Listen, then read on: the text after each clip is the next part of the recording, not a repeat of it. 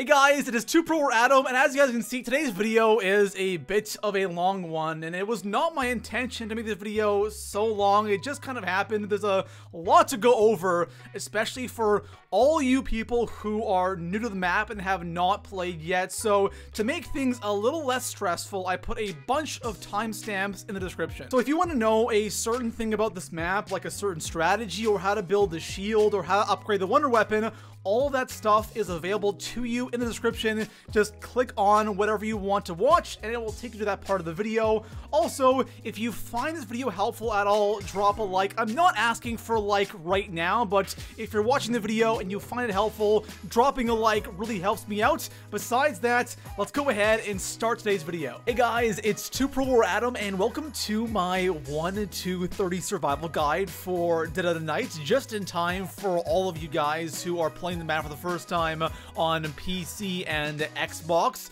So for today's video, I'll be showing you everything you need to know, all the important things you need to learn in order to get to round 30 plus easily. So let's go ahead and jump into things right away. This video will be split up into 3 sections, rounds 1 to 10, 10 to 20, and 20 to 30. So we're obviously starting with rounds 1 to 10, and this is all about doing basic things like opening up the map and collecting a ton of parts. So as soon as you spawn in, what I like to do is spend the first 3 rounds in the starting room just getting points. I like to leave 1 zombie at the end of round 3, open up the first door, go ahead and activate the artifact. That will open up a ton more doors, and the first thing that I want to focus on is crafting the shield, because the shield, first of all, is super easy to craft right away, and also it is very important on this map. So here are all of the shield part locations. We are starting from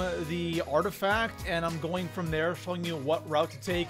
The first part right here is on the west balcony, and the part I'm talking about is in the top left. Second part is literally on the grand staircase right beside the artifact. The third one is pretty much on the opposite side from the first one, and this one is right beside the SOG wall by up against this railing right here. Next up, we're going to the library, and this first part is on this green table right here. From there, we can head to the second part, which is down here on this sofa beside the fireplace, and the third part is literally just to the left on the bookshelf that's broken right there, and those are all locations for that part. This last one is in the dining room, and that's going from the main hall. We have one on this chair right here. The next one is right by that first location, which is on the bar right here underneath this light, and the last one is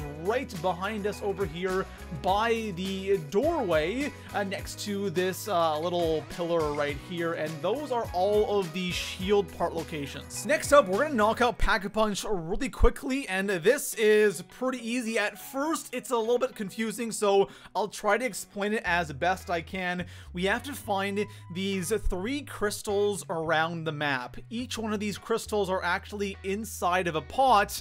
These pots are always in the same rooms, right? So the first one is in the library. This is the green crystal. Look for a pot with some green smoke coming out of it. It's almost impossible to miss. The next one is in the master bedroom. This is the purple crystal, and this one is probably the easiest one to find just because it's such a small room, and you know, the pots are just in obvious locations. The last one is in the wine cellar, which is the blue crystal underneath the grand staircase, and again, look for that blue smoke and go ahead and knife that pot when you see that smoke coming out of it and get, I think it's about 4 or 5 zombie kills around each crystal.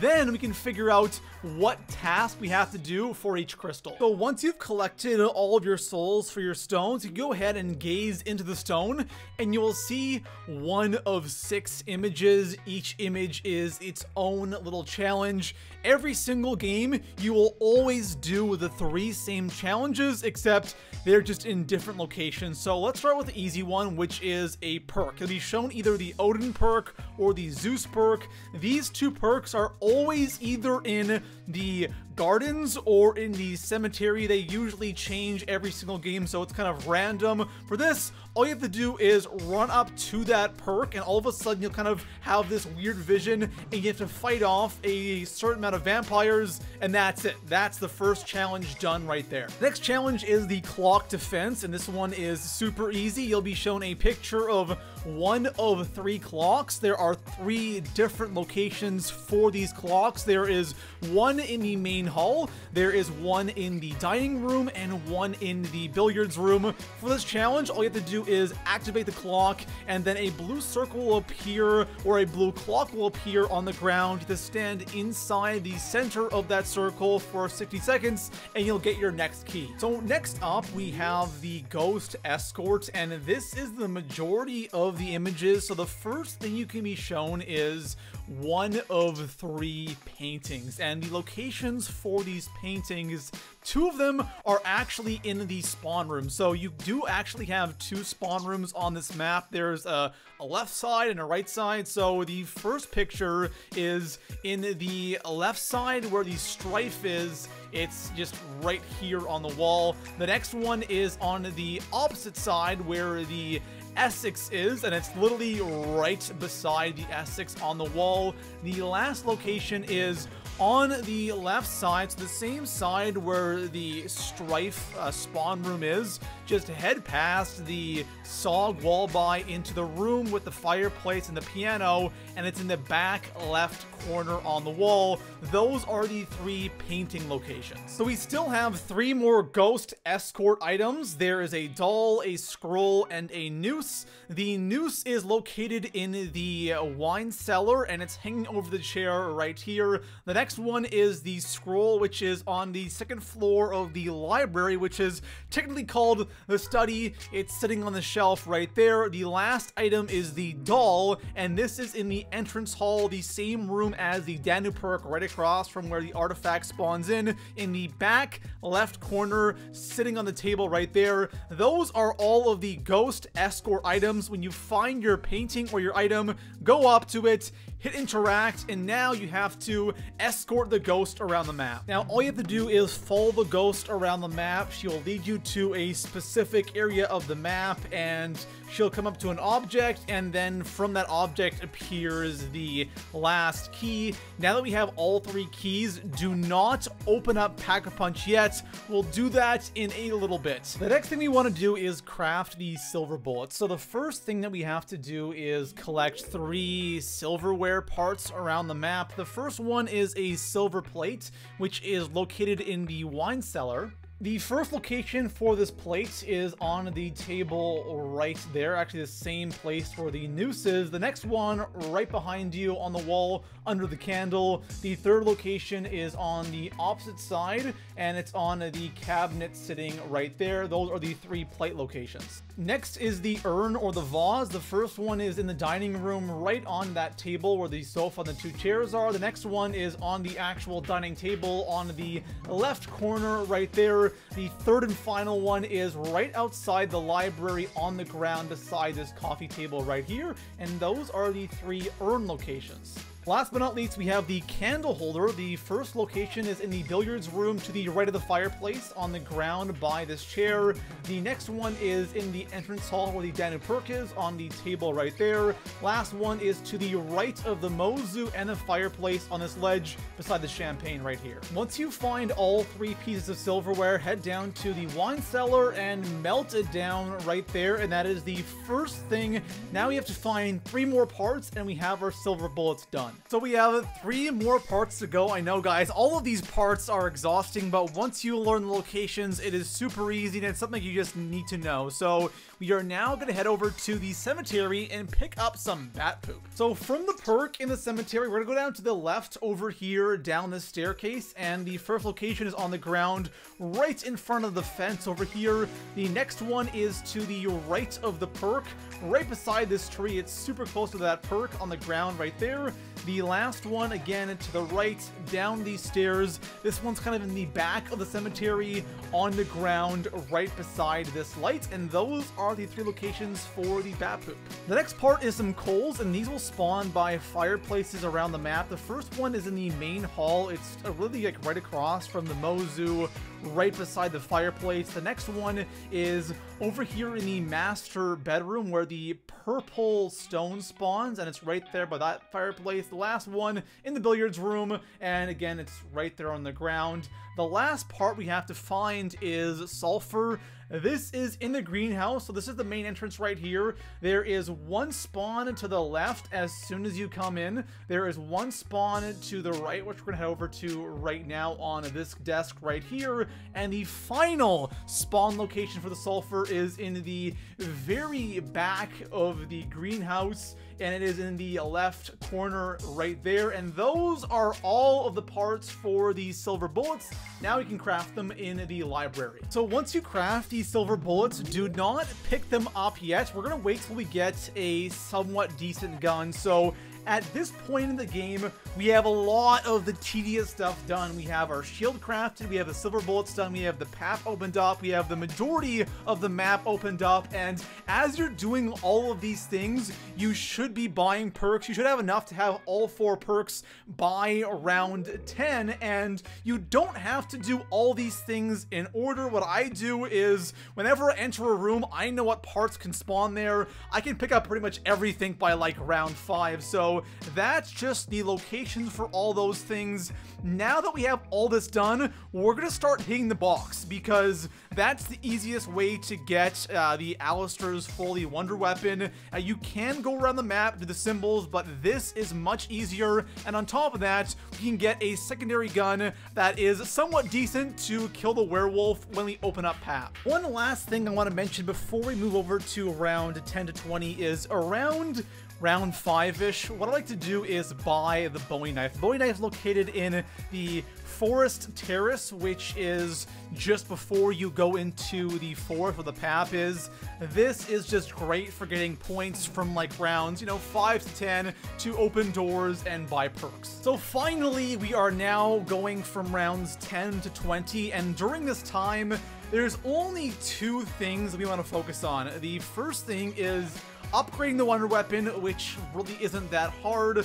The next one is to get a decent second gun, and your second gun is going to act as a weapon for killing the werewolf when he spawns in, alright? So the first thing we're going to do now is, by this time, you should have hit the box a couple of times trying to get the wonder weapon. You'll probably get a decent gun.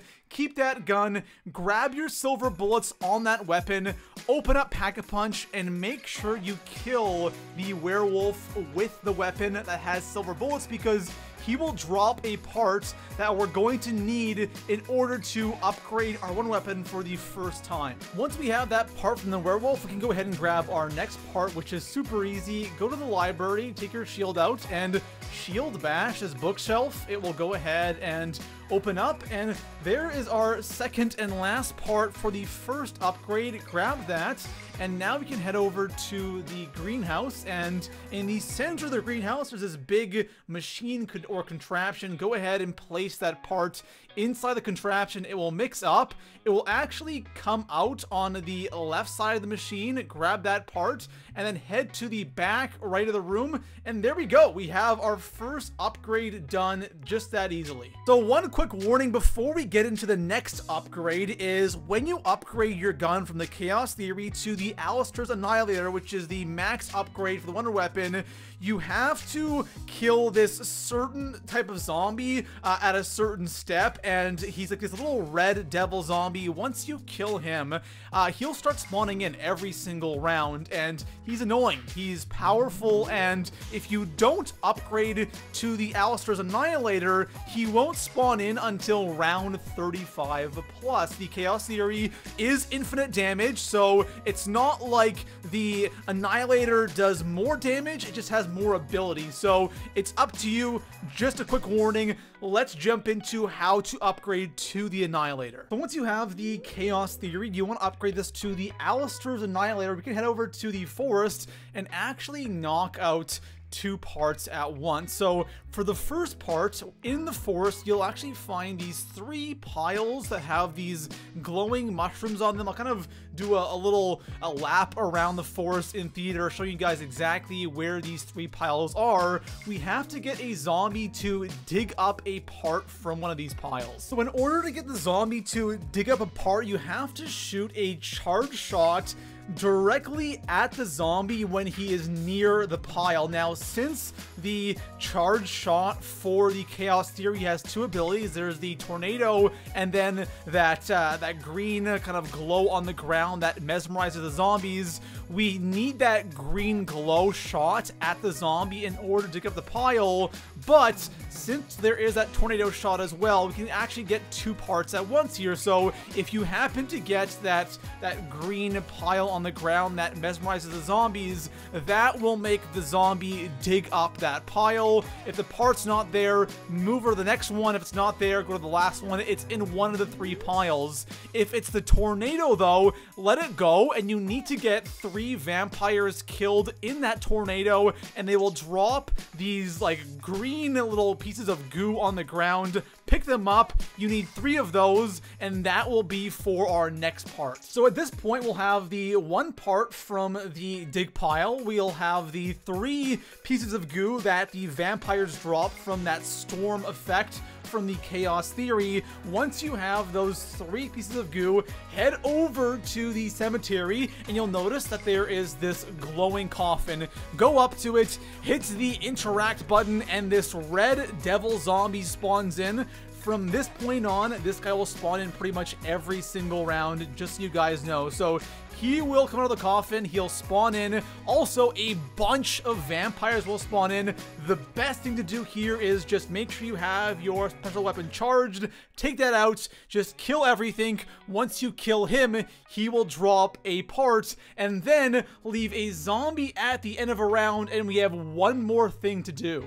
With your 1 zombie left, come up over here where the perk is, and you'll see these lights on this railing right here. You can see how the light on the right is noticeably more orange than the one on the left. What we have to do is shoot the orange light. It will move to another light on the railing here.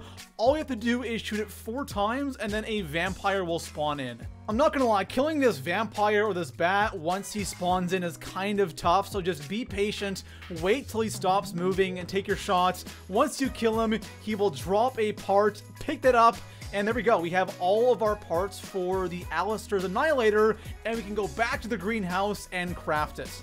So once you have all those parts collected, head over to the greenhouse, and we're gonna go ahead and do the exact same thing we did with the Chaos Theory. Put those parts in the machine here in the center of the room. You have to do this twice instead of just once, because you now have an extra part, and that's pretty much, you guys can see where I craft it here in a little bit, but we have all of the important things done at this point. I know it's a little bit overwhelming at first, but you give it some time. Once you learn it, it's super easy and super quick. Now we want to make sure we have a good secondary gun for killing the werewolf. Good secondary guns for killing the werewolf is the SDM, the MOG-12, the SG-12, the Hellion, the guns you expect to be good, wreck him pretty quickly. Honestly, you can just use the Allisters Annihilator, but once you get to the higher rounds, having a secondary gun for that is kind of nice. So now let's go over to rounds 20 to 30 and go over some of the best strategies to get you into those higher rounds. So from rounds 20 to 30, I want to show you guys 2 of my favorite go-to strategies here on Dead of the Night, and the first one is one that you guys might know of already. I've made a video on this one. If you want like a super in-depth breakdown on this strat right here, I'll have a link in the description to that video, but as for right now, all you do is camp right here where the artifact is at the start of a match, and shoot your charge shot right on the ground, near this little symbol on the ground, and that's all you have to do. It is super easy. I can't say it's super quick, but it's definitely my favorite camping spot on this map. Strategy number 2 is in the study. It's actually right beside the Spitfire, and your back is going to be facing a window. There's no spawns behind you. All you do is sit here and shoot your charge shot right in the middle of this hallway.